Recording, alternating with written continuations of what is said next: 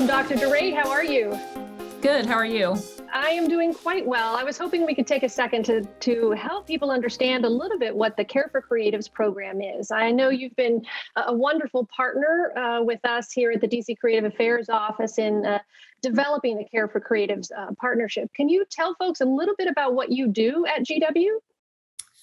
Yes. So I am the director of the school counseling program, and we have, in that capacity, we train counselors to become licensed professional counselors and also school counselors and rehab counselors.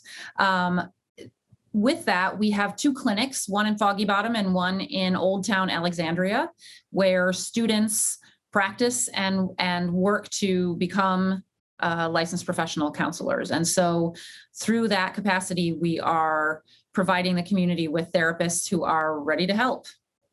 That sounds fantastic. So the Care for Creatives program provides pay what you can mental health support to any creative or entrepreneur in the DC area who needs it.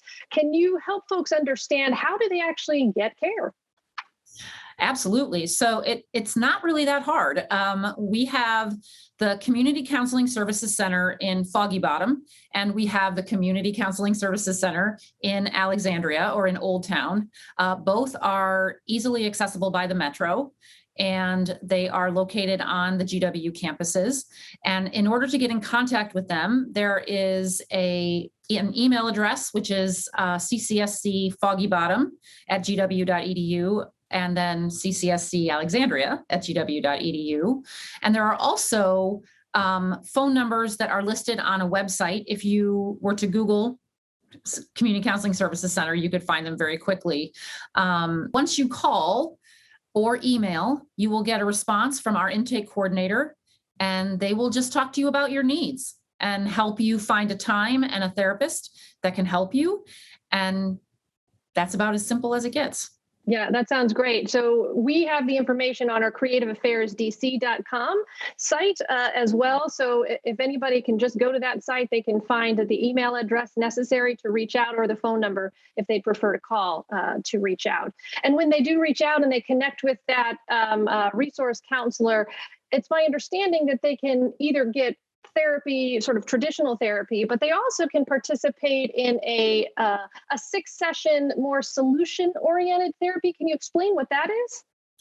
Yes. So quite often, well, first of all, the answer is yes, you can get either. So through the Care for Creatives program, if you reach out to our intake coordinator and say you would like to be in longer-term therapy, that is an option. And you can have kind of traditional longer-term therapy. But what we have created for this program specifically is a 6-session solution-focused approach that offers you a chance to really target the things that are challenging you and that you're struggling with, and focus on them with activities, interventions, resources that can kind of give you that boost that you need to kind of start helping yourself.